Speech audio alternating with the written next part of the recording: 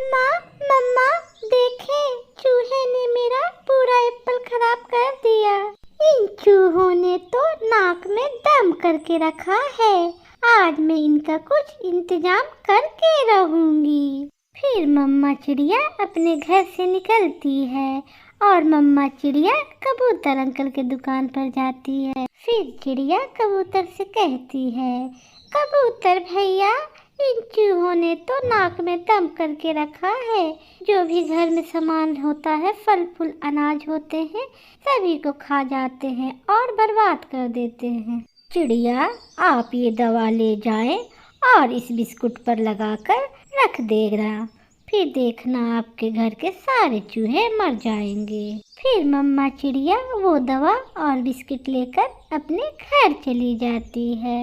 घर जाकर मम्मा चिड़िया उन बिस्किटों पर दवा लगाती है। मम्मा, एक बिस्किट हम घर के अंदर और दूसरा बिस्किट घर के दरवाजे के पास रख देंगे। हाँ, और एक बिस्किट अनाज के पास रख देंगे।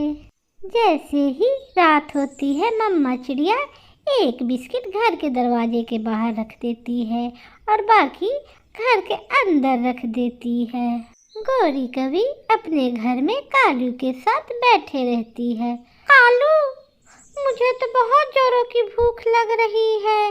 अभी तो तुमने दाना खाया है, फिर इतना जल्दी भूख लग गई।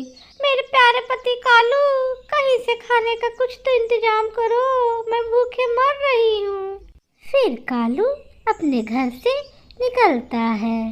गौरी के लिए भोजन लेने अब कहाँ मैं जाऊँ?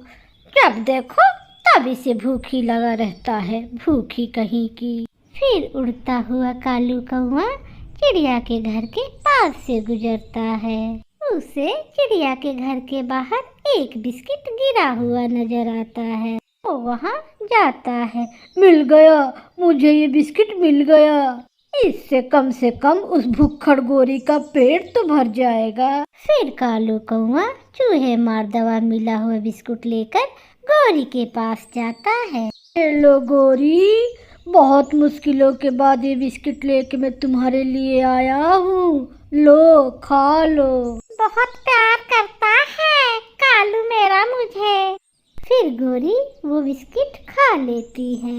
थोड़ी ही देर बाद गौरी के पेट में दर्द शुरू हो जाती है। मर गई, हाय कालू जी, मुझे बचा लो, मर गई। बहुत दर्द है मेरे पेट में। ना जाने कालू, तुम उस बिस्कुट में क्या मिला के लाए हो? हाय, मर गई। अरे बाप रे, मर गई।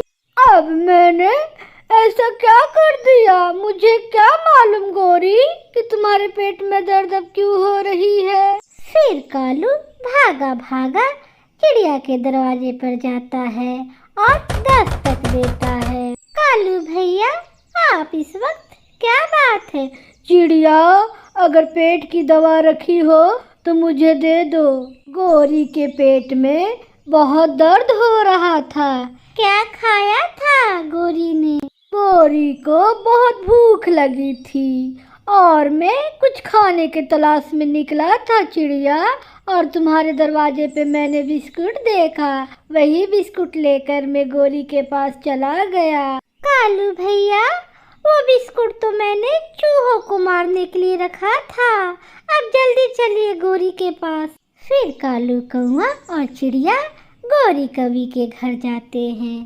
कालू भैया, आप जल्दी जाइए और बुलबुल को बुला के ले आइए। कालू भागा भागा बुलबुल के पास जाता है और बुलबुल को लेके आ जाता है। बुलबुल गौरी को पेट के दर्द की दवा देती है। थोड़े ही देर के बाद गौरी के पेट का दर्द ठीक हो जाता है। मगर कालू कौआ तो चिड़िया के पीछे छुपकर डर रहा था।